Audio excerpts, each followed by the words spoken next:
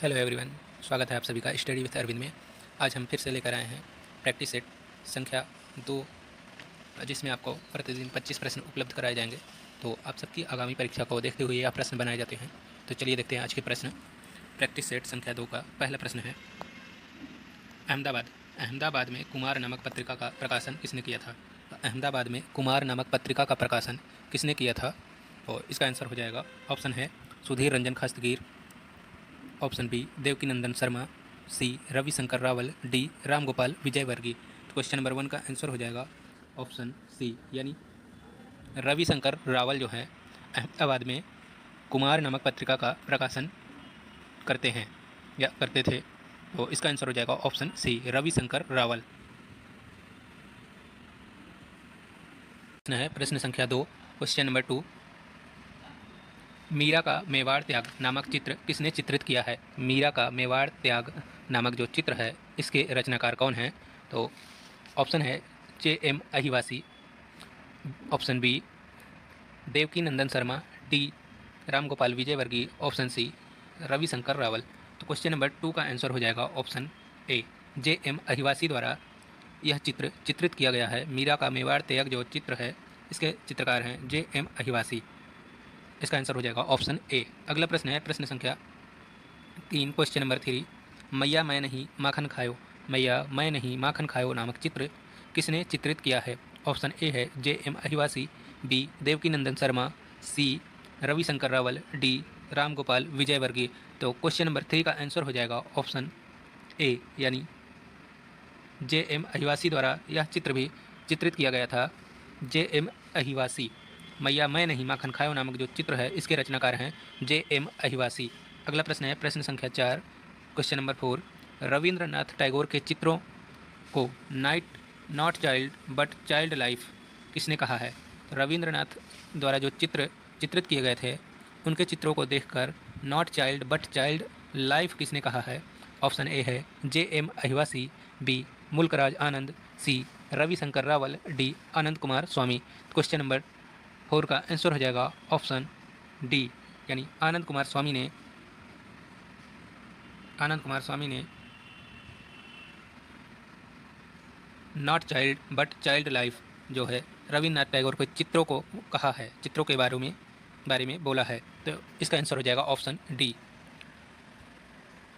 अगला प्रश्न है प्रश्न संख्या 5, क्वेश्चन नंबर 5, पट चित्रण कहाँ की कला है? पट चित्रण जो है वह कहाँ की कला है, किस प्रदेश की कला है? Option A Uttar Pradesh, B Bihar, C Gujarat, D Orissa. तो पट चित्रण जो है वह कहाँ की कला है? तो इसका आंसर हो जाएगा ऑप्शन डी, उड़ीसा की कला है।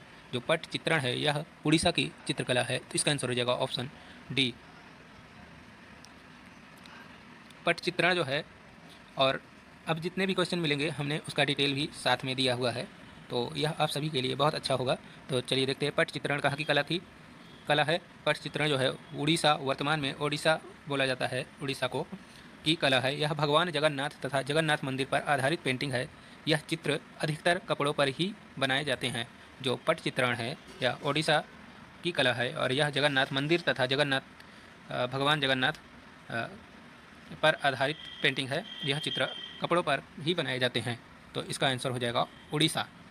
अगला प्रश्न है प्रश्न संख्या 6, क्वेश्चन नंबर 6, बैठा हुआ मुक्केबाज निम्न में से किस कला से संबंध रखता है? तो बैठा हुआ मुक्केबाज जो है वह निम्न में से किस कला से संबंध रखता है? Option A Greek, B Greco Roman, C German, D Greco Etruscan. तो क्वेश्चन नंबर 6 का आंसर हो जाएगा ऑप्शन ए, यानी ग्रीक की कला से संबंध रखता है। बैठा हुआ मुक्केबाज नामक जो कृति है यह ग्रीक की कला से संबंध रखता है। बैठा हुआ मुक्केबाज ग्रीक की कला से संबंध रखता है। अगला प्रश्न है प्रश्न संख्या 7, क्वेश्चन नंबर 7, 1610 यानी 1610 से 1620 ईस्वी के मध्य गोलकुंडा में कौन सी सचित्र पोथी चित्रित की गई थी? Option A Nujum al Ulum, B Tarif Husain Shahi, C Diwan e Hafiz, D Razmnama. यह प्रश्न जो है पीजीटी परीक्षा 2010 में पूछा गया था। हो सकता है कि आने वाली परीक्षाओं में भी पूछा जाए। तो बहुत ही इम्पोर्टेंट प्रश्न है। तो 1610 से 1620 ईस्वी के मध्य गोलकुंडा में कौन सी सचित्र पोथी चित्रित की गई थी? तो आंसर होगा इसका ऑप्शन सी, यानी दीवान ए हाफिज। दीवान ए हाफिज नामक जो सचित्र पोथी है, इसका निर्माण 1610 से 1620 ईस्वी के मध्य गोलकुंडा में की गई थी। 1610 से 1620 ईस्वी के मध्य गोलकुंडा में दीवान ए हाफिज सचित्र पोथी चित्रित की गई थी और नुजूम अल उलूम प्रसिद्ध ग्रंथ इस्माइल अली आदिल शाह के राज्यकाल में 1570 ईस्वी में चित्रित होकर तैयार हुआ था और दक्षिण में अहमदनगर शासकों के संरक्षण में तारिफ हुसैन शाही 1561 से 1595 ईस्वी की मध्य में सचित्र पांडुलिपि जो है बनकर तैयार हुई है और रज्मनामा अकबरकालीन चित्रों में मिलता है। तो यह था प्रश्न संख्या 7 का जो है विस्तार से आप सभी के लिए जानकारी। अगला प्रश्न देखते हैं, प्रश्न संख्या 8, क्वेश्चन नंबर 8। लाफिर के अनुसार भारत में चित्रकला का जन्म हुआ। तो लाफिर के अनुसार जो है भारत में चित्रकला का जन्म कहाँ से हुआ या कहाँ पे हुआ? ऑप्शन ए दरबारों में, बी समाज में, सी युद्धों में, डी वेदों में। क्वेश्चन नंबर 8 का आंसर हो जाएगा ऑप्शन ए, यानी दरबारों में जो है लाफिर के अनुसार भारत में चित्रकला का जन्म जो है दरबारों में हुआ था। तो इसका आंसर हो जाएगा ऑप्शन ए। अब इस प्रश्न का भी डिटेल है, देखते हैं। लाफिर के अनुसार भारत में चित्रकला का जन्म दरबारों में हुआ था, पुजारियों के प्रभाव स्वरूप नहीं। तो इसका आंसर हो जाएगा ऑप्शन ए, दरबारों में।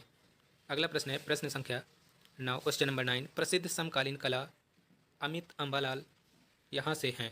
तो प्रसिद्ध समकालीन कलाकार अमित अम्बालाल कहाँ से हैं? Option A Lucknow, B Delhi, C Calcutta, D Ahmedabad. Question number 9 का आंसर हो जाएगा ऑप्शन डी, अहमदाबाद। जो प्रसिद्ध समकालीन कलाकार हैं अमित अम्बालाल, यह अहमदाबाद से संबंध रखते हैं। तो इसका आंसर हो जाएगा ऑप्शन डी।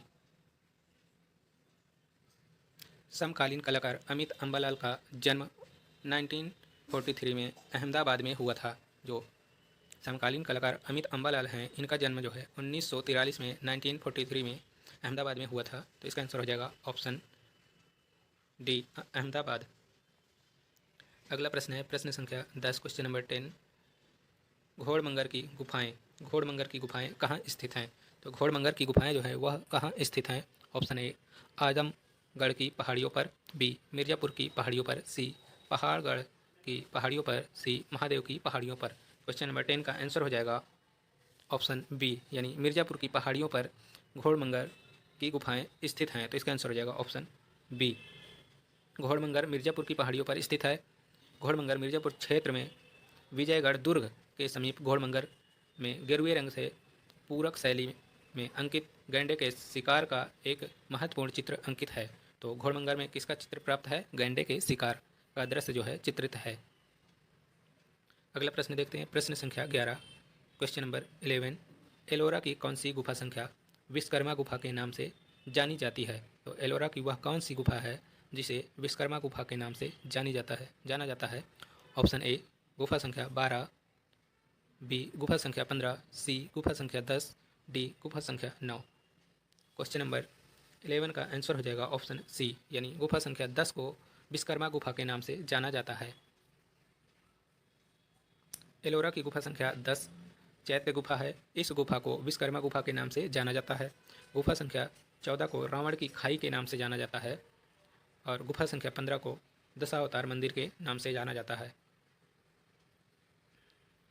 अगला प्रश्न है और गुफा संख्या 16 को कैलाश मंदिर के नाम से जाना जाता है। एलोरा में जो कैलाश मंदिर है वह किस गुफा में स्थित है? तो गुफा संख्या 16 में। और गुफा संख्या 21 को रामेश्वर मंदिर के नाम से जाना जाता है। गुफा संख्या 32 को इंद्र सभा तथा 30 को छोटे कैलाश के नाम से जाना जाता है।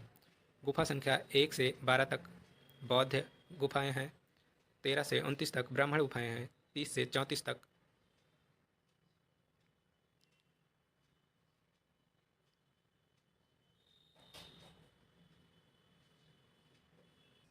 जैन गुफाएं हैं। अगला प्रश्न है प्रश्न संख्या 12, क्वेश्चन नंबर 12। भारत के सरकारी कला विद्यालयों को उनके कालक्रमानुसार नियोजित कीजिए। तो भारत के जितने भी सरकारी स्कूल हैं, कॉलेज हैं, उनको कालक्रम के अनुसार नियोजित करना है, मतलब क्रमबद्ध रखना है। तो चलिए देखते हैं। ऑप्शन ए है मद्रास, कलकत्ता, बम्बई, लाहौर। ऑप्शन बी है Lahore, Calcutta, Madras, Bombay. C Madras, Bombay, Calcutta, Lahore. D Bombay, Lahore, Calcutta, Madras. Question number 12 का आंसर हो जाएगा मद्रास, कलकत्ता, बम्बई, लाहौर। मद्रास, कलकत्ता, बम्बई, लाहौर जो क्रम है यह सही है, तो इसका आंसर हो जाएगा ऑप्शन ए। क्वेश्चन नंबर 12 का आंसर हो जाएगा ऑप्शन ए।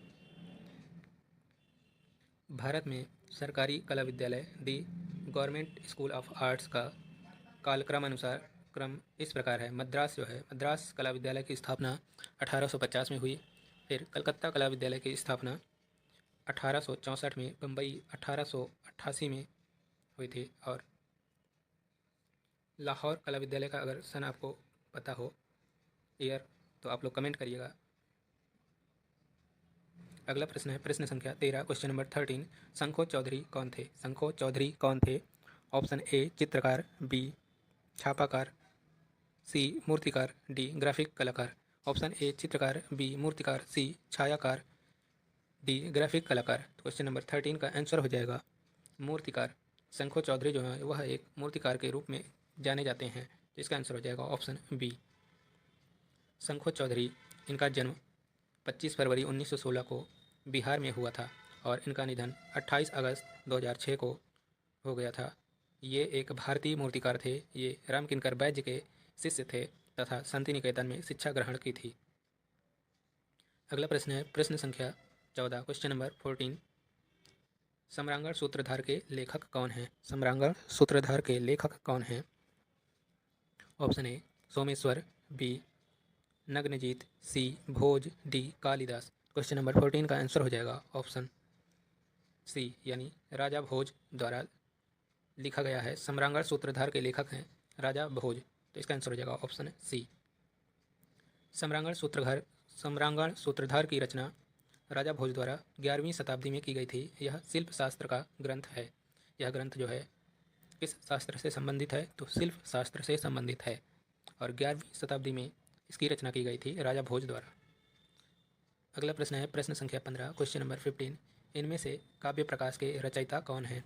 काव्य प्रकाश के रचयिता कौन हैं? ऑप्शन ए महाकवि भास, बी आनंद कुमार स्वामी, सी कालिदास, डी आचार्य मम्मट। तो क्वेश्चन नंबर 15 का आंसर हो जाएगा ऑप्शन डी, आचार्य मम्मट द्वारा काव्य प्रकाश की रचना की गई है, तो इसका आंसर हो जाएगा ऑप्शन डी। काव्य प्रकाश के लेखक आचार्य मम्मट हैं। इन्होंने अपने ग्रंथ को 10 उल्लासों यानी 10 भागों में बांटा है। काव्य प्रकाश श्लोकात्मक तथा सूत्रात्मक दोनों शैली में लिखा गया है। तो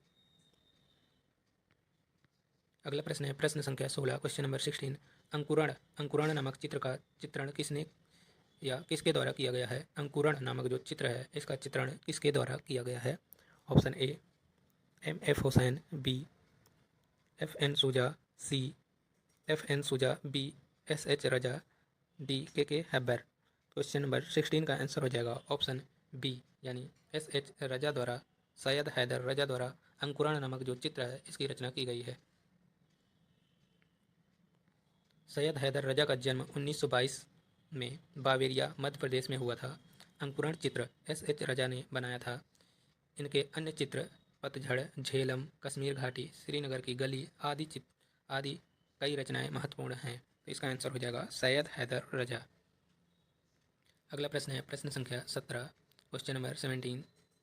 art and visual culture in India, art and visual culture in India नामक पुस्तक के लेखक कौन हैं?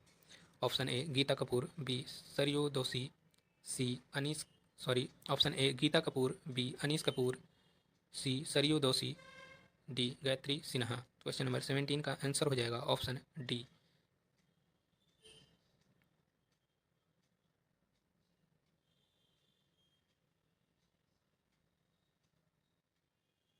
क्वेश्चन नंबर 17 का आंसर हो जाएगा ऑप्शन डी, गायत्री सिन्हा। गायत्री सिन्हा ने art and visual culture in India नामक पुस्तक लिखी है, तो इसका आंसर हो जाएगा ऑप्शन डी। अगला प्रश्न है प्रश्न संख्या, art and visual culture in India के लेखक हैं गायत्री सिन्हा। Question number 18। प्रश्न संख्या 18। जनगढ़ सिंह श्याम का संबंध किस जनजाति कला से है? Option A Gond, B Kol, C Bhil, D Baiga. तो जनगढ़ सिंह श्याम का संबंध किस जनजातीय कला से है? तो इसका आंसर हो जाएगा ऑप्शन ए यानी गोंड कला से संबंध है। जनगढ़ सिंह श्याम का संबंध गोंड जनजाति से है। इनका जन्म मध्य प्रदेश में हुआ है। आप भारत के प्रमुख समकालीन कलाकार थे जिन्होंने एक स्कूल की स्थापना किए थे जिसका नाम जनगढ़ कलाम था। अगला प्रश्न है प्रश्न संख्या 19, क्वेश्चन नंबर 19। कृष्णा रेड्डी के प्रसिद्ध प्रिंट का नाम क्या है? कृष्णा रेड्डी के प्रसिद्ध प्रिंट का नाम क्या है? Option A Bhanwar, B Kela, C black line, D option black line, D option black line, C Brahmachari. Option A है Bhanwar, B Kela, C Brahmachari, D black line. तो क्वेश्चन नंबर 19 का आंसर हो जाएगा ऑप्शन ए यानी भंवर नामक जो चित्र है इसके रचनाकार हैं कृष्णा रेड्डी। तो इसका आंसर हो जाएगा ऑप्शन ए। भंवर कृष्णा रेड्डी एक भारतीय प्रिंट मेकर, मूर्तिकार, शिक्षक थे। उन्हें एक मास्टर इंटेग्लियो प्रिंटर माना जाता था। चिपचिपाहट मुद्रण के लिए भी इन्हें जाना जाता है। इनके प्रसिद्ध प्रिंट का नाम भंवर है। अगला प्रश्न है प्रश्न संख्या 20, क्वेश्चन नंबर 20। रघुराय जाने जाते हैं तो रघुराय जो है वह किस लिए जाने जाते हैं? ऑप्शन ए उपन्यास के लिए, बी कार्टूनिस्ट हैं, सी अभिनेता, डी फोटोग्राफर।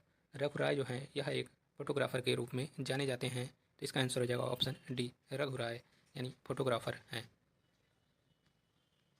रघुराय का जन्म 1942 में हुआ था। ये भारत के प्रसिद्ध फोटोग्राफर हैं। रघुराय ने 1965 ईस्वी में फोटोग्राफी शुरू किया और अगले वर्ष मुख्य फोटोग्राफर के रूप में द स्टेट्समैन समाचार पत्र पर शामिल हो गए। अगला प्रश्न है प्रश्न संख्या 21, question number 21। Between the spider and the lamp, मकड़ी और लैंप के बीच नामक चित्र की रचना किसने की है? ऑप्शन ए मकबूल फिदा हुसैन, बी सैलोज मुखर्जी, सी नंदलाल बोस, डी के हेब्बर। क्वेश्चन नंबर 21 का आंसर हो जाएगा ऑप्शन ए मकबूल फिदा हुसैन द्वारा यह चित्र चित्रित किया गया है। Between the spider and the lamp, मकड़ी और लैंप के बीच नामक जो चित्र है इसके रचनाकार हैं मकबूल फिदा हुसैन। एफ हुसैन का जन्म 1915 ईस्वी में सोलापुर, महाराष्ट्र, पंढरपुर नामक कस्बे में हुआ था। एफ हुसैन अपने घोड़ा चित्रों के लिए प्रसिद्ध हैं। हुसैन के प्रमुख चित्र हैं नीली रात, जमीन, लैंप और मकड़ी के बीच, मदर टेरेसा सीरीज, महाभारत। यह सब बहुत ही महत्वपूर्ण कलाकृतियाँ हैं एफ हुसैन की। अगला प्रश्न है प्रश्न संख्या 22, क्वेश्चन नंबर 22। भारतीय कला के हस्ताक्षर पुस्तक के लेखक हैं। ऑप्शन ए ज्योतिष जोशी, बी आनंद कृष्ण, सी सुनीत चोपड़ा, डी राय कृष्ण दास। क्वेश्चन नंबर 22 का आंसर हो जाएगा ऑप्शन ए ज्योतिष जोशी। ज्योतिष जोशी द्वारा यह पुस्तक लिखी गई है। भारतीय कला के हस्ताक्षर नामक जो पुस्तक है इसके लेखक हैं ज्योतिष जोशी। अगला प्रश्न है प्रश्न संख्या 23, क्वेश्चन नंबर 23। मार्ग पत्रिका के संपादक थे। मार्ग पत्रिका जो है इसके संपादक कौन थे? Option A Mulkraj Anand, B Kumar Swami, C Nihar Ranjan Ray, D मोती चंद। क्वेश्चन नंबर 23 का आंसर हो जाएगा मुल्कराज आनंद यानी ऑप्शन ए सही होगा। मुल्कराज आनंद ऑप्शन ए। मार्ग पत्रिका के संपादक मुल्कराज आनंद हैं। यह पत्रिका मुंबई, महाराष्ट्र से प्रकाशित होती है। इसका जन्म 12 दिसंबर 1904 को पेशावर में हुआ था। मुल्कराज आनंद के उपन्यास अनटचेबल्स से, जिसमें उन्होंने भारत के अछूत समस्या का बेबाक चित्रण किया है। अगला प्रश्न है प्रश्न संख्या 24, क्वेश्चन नंबर 24। डी देवलालीकर का पूरा नाम क्या है? डी देवलालीकर का पूरा नाम क्या है? ऑप्शन ए दियो दामोदर देवलालीकर, बी देसाई दामोदर देवलालीकर, सी देवास्कर दामोदर देवलालीकर, डी दत्तात्रेय दामोदर देवलालीकर। तो क्वेश्चन नंबर 24 का आंसर हो जाएगा ऑप्शन डी दत्तात्रेय दामोदर देवलालीकर। इनका पूरा नाम है डी देवलालीकर का पूरा नाम है दत्तात्रेय दामोदर देवलालीकर। डी देवलालीकर का पूरा नाम दत्तात्रेय दामोदर देवलालीकर था। इनका जन्म नर्मदा के तट पर बसे धार जिले के बिडवाल नामक गांव में 1893 में हुआ था। अगला प्रश्न है आज की श्रृंखला का आखिरी प्रश्न। रिप्लका का अर्थ क्या है? ए केवल पुनरुत्थान, बी मूर्ति की प्रतिकृति सी सांचा तैयार करना। डी खोखली मूर्ति। क्वेश्चन नंबर 25 का आंसर हो जाएगा मूर्ति की प्रतिकृति। मूर्ति की जो प्रतिकृति है इसका मतलब है रिप्लिका। रिप्लिका का अर्थ है मूर्ति की प्रतिलिपि। प्रतिकृति। रिप्लिका का अर्थ है मूर्ति की प्रतिकृति होता है निर्माता द्वारा बनाई गई कला को दूसरा कलाकार बनाता है, उसे रिप्लिका कहते हैं। कैसी लगी आज की क्लासेज कमेंट बॉक्स में ज़रूर बताइएगा। Thanks for watching this video.